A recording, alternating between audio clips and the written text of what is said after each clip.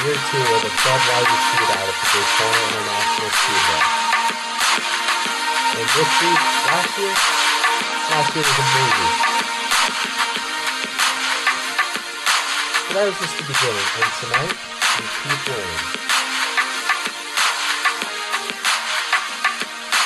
NASCAR's best and brightest in the Sunshine State, and the coolest cars.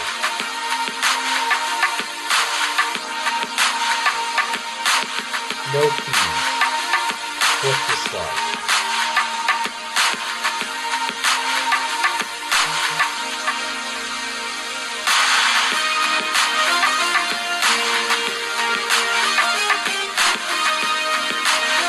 It's the Budweiser Shootout, and it's coming up next. So roll up.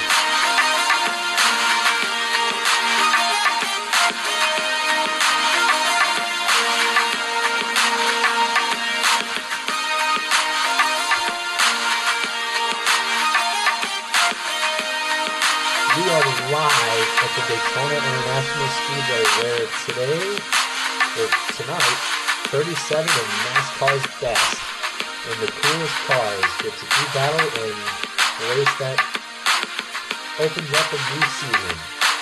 No points, no playoff chances, a new beginning if you will. And we are live at the Daytona International Speedway. The lights come on. It's a sellout crowd tonight here at Daytona. We've already seen some headlines earlier this week. George Norway ended up winning the pole and Buffalo qualifying earlier this afternoon for the Daytona 500 in a couple weeks. In terms of shootout qualifying, the Robert Louis Fords have stuck out in few weeks practice, including pole draw qualifying earlier today, setting the field for tonight's 17-lap classic. Let's go trackside. MRN is live in Daytona Beach, Florida for today's NASCAR Winston Cup action in the pole shootout. Would you look at this field? It's going to be hard to pick a winner in this one. Yeah, this is always a great race. Each driver has earned their spot by being a pole winner, which means we're in for some fast action. And what better place to be than right here at Daytona? Dale Jarrett was part of one of the tightest point battles in NASCAR history in 1997. He ended up finishing second to Jeff Gordon. And he didn't finish second by much, only 14 points. And Mark Martin wasn't too far behind either. Those last couple of races in a season are pretty exciting when a championship is on the line. It always seems that Ryan Newman is starting up near the front of the pack. With 9 front-row starts in 2002, he's always a threat to get the pole. Greg Biffle won the Ray Bestis Rookie of the Year award in the NASCAR Busch Series in 2001. He started all 33 races that year and posted 5 wins.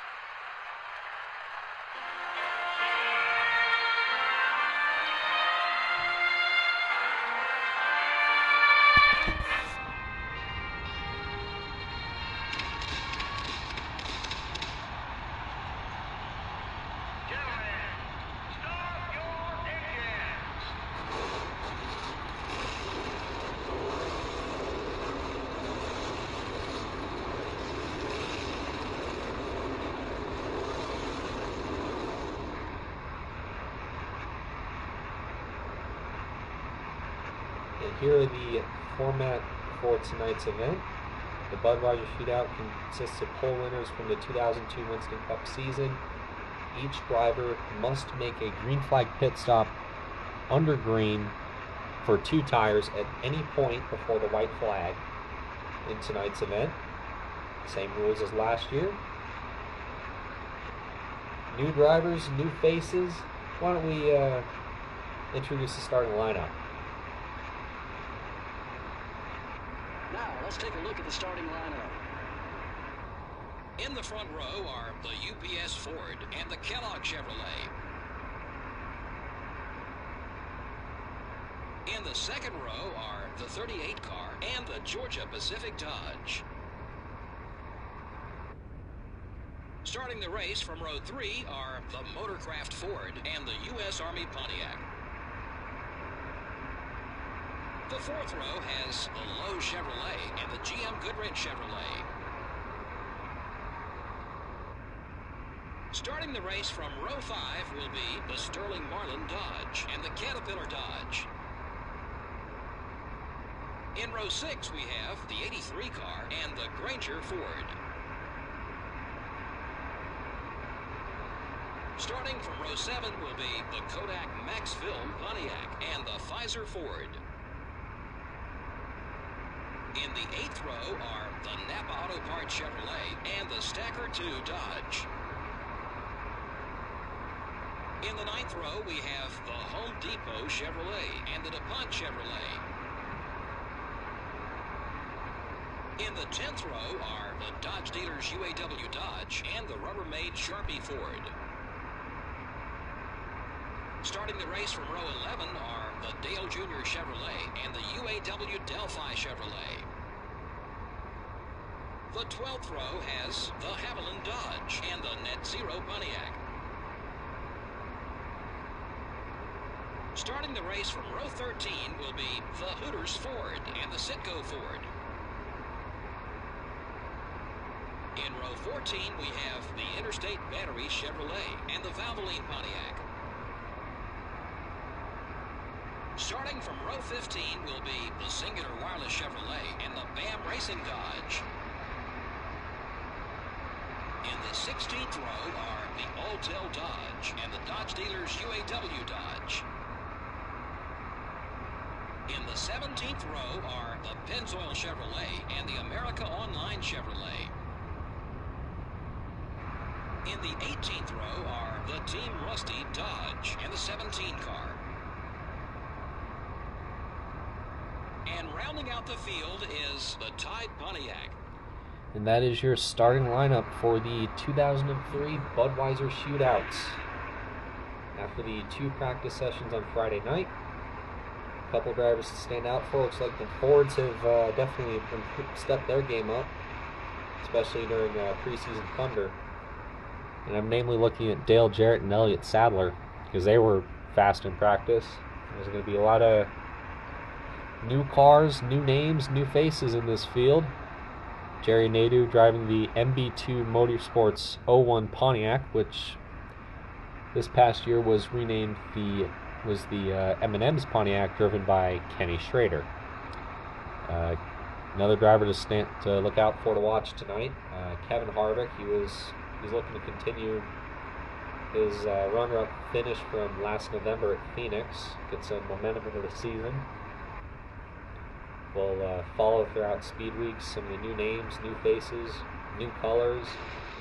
There we go. Pace car is off, and we're green in the Budweiser Shootout.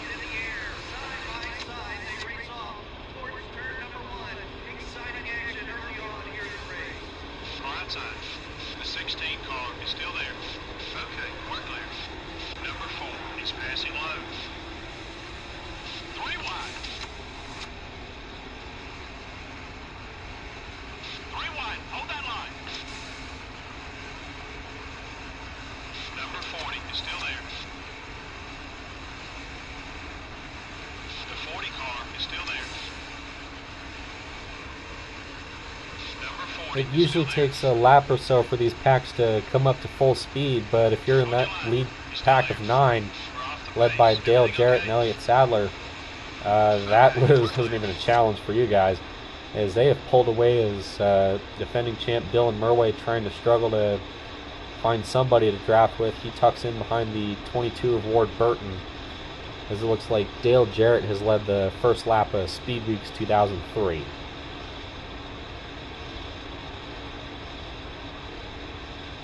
Couple pretty big rule changes for the super speedway races this season, with the exception of Tiburon later this July.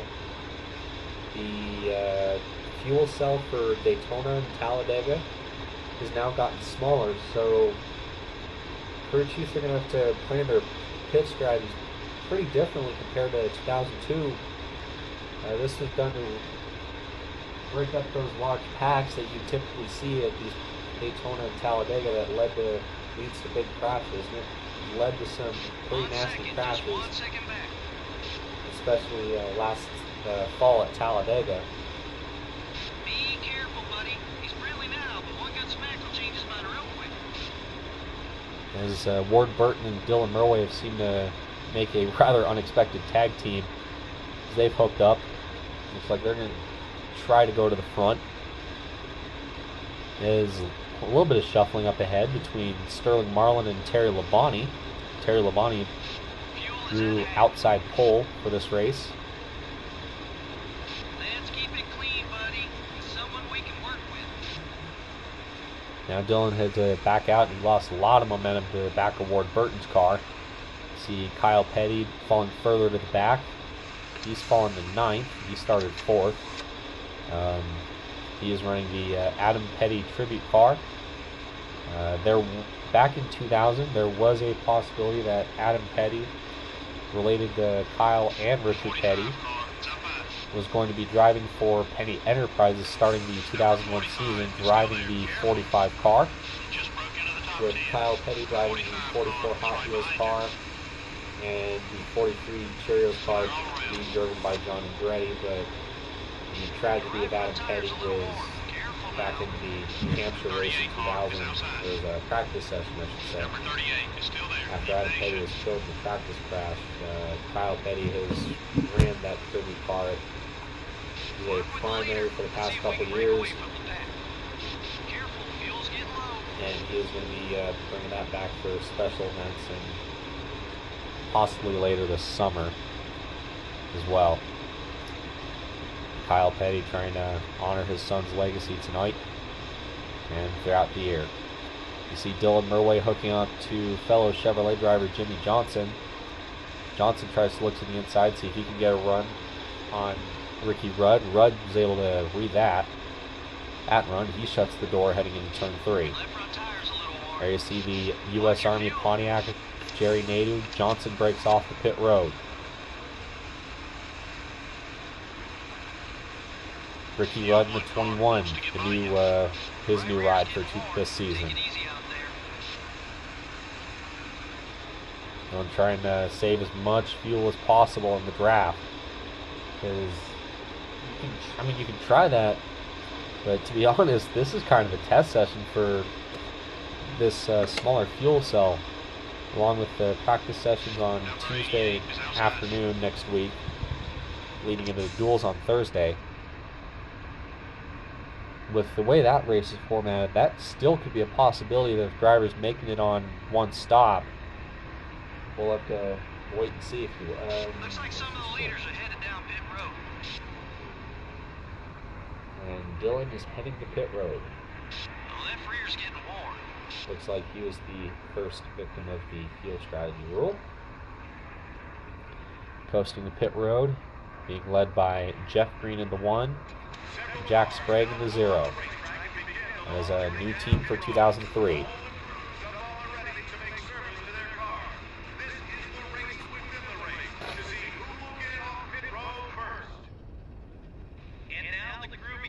See the defending champion getting his mandatory 2-tire stop. You got cars behind him leaving. There's, I think that's Dale Jarrett up there, Jeff Burton. Dylan Murway's going to just slide behind the 6 of Mark Martin, who was a Championship 4 finalist last year, but after that long 50-lap green flag run, he got trapped a lap down, and at least he finished in the top 10, though. Mark Martin looking to try to get that championship. His career might possibly be winding down with Jack Roush. He was saying that during NASCAR Media Day earlier this year. That green flag pit stop's going underway. Dylan looks to the outside, try to pick up the DEI duo of Dylan Murway and Michael Waltrip. Dylan goes way upside. A lot of cars slowing up. Dylan's into the wall. And we got smoke behind them. We got a wreck behind them in turn 4.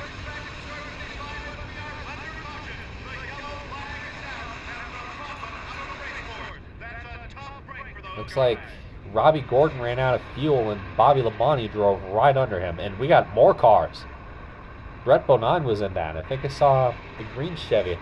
That might be Jeff Gordon. Gordon might have got a piece of that. Ken Schrader was in that as well. So there's that possibility. You got guys coming in that have fuel, guys that are running out of fuel. And that creates all kinds of issues. Get set for the first restart of the new season.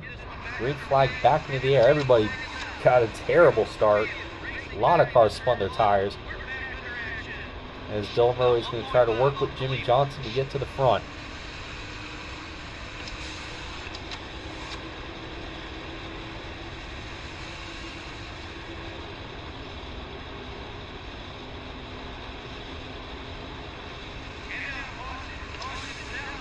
Looks like a debris. Got another caution here as they race back to the line. There's debris. Everybody's backing out. Got cars looking like they're thinking of going to pit road there, up in that lead group. There's a silver car. Might be Sterling Marlin. Thought about going to pit road. Backs out of it. Dylan will come out of turn 4 and 12. They'll race back to the caution flag.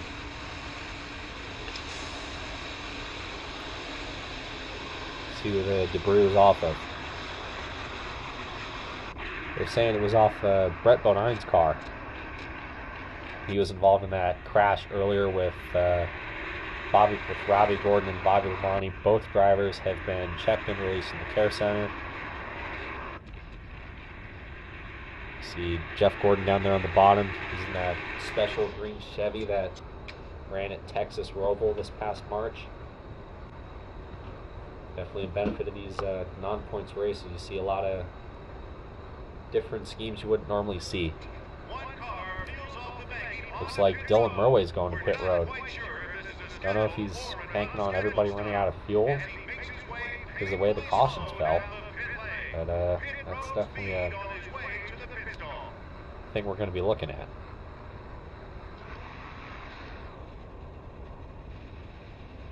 Or the fact his tires basically on force.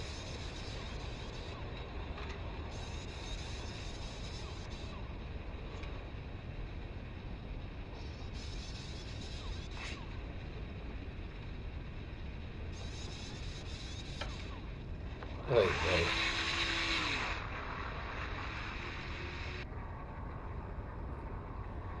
Came in 12th, came out 27th. And it looks like Kevin Harvick is the race leader after all this. The green flag is back into the air. 3 laps to go here in the Budweiser Shootout. 27 cars on the lead lap. Kevin Harvick's got to hold on for 3 more laps and hopefully start speed weeks off strong. There's a lot of cars that are pushing it dangerously close on fuel.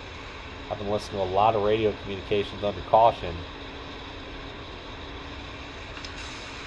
So it'll be interesting to see who's able to make it and who's not.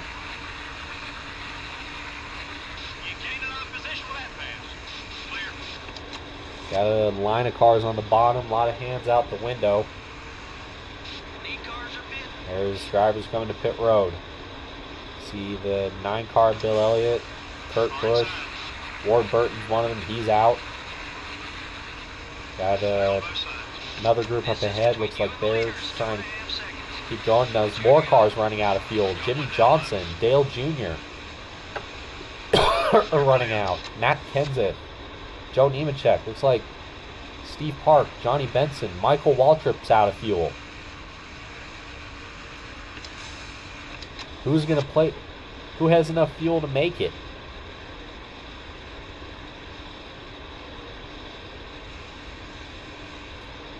Into turn 3, this is definitely interesting. A lot of cars have suddenly ran out of fuel. Nobody up in the top 10. Looks like they had enough to make it. White flag is out here at Daytona. Several cars running out of fuel. We got several on the apron in turn 3. Tony Stewart's out of fuel. What's going on? Dale Jarrett's now slowing up. Could he be sputtering? Everybody's running out of fuel here. There's several up. Sterling Marlin's out of fuel. Burton, Martin. The top three may have played the fuel strategy perfect. Kevin Harvick's still the leader. Does he have enough? Several cars were able to make the pit road without further incident. And it looks to me, in a bizarre turn of circumstances, Kevin Harvick is going to play the fuel strategy game right and win the Budweiser Shootout. With Elliott Sadler and Terry Labonte. That was bizarre. Let's see how that broke down.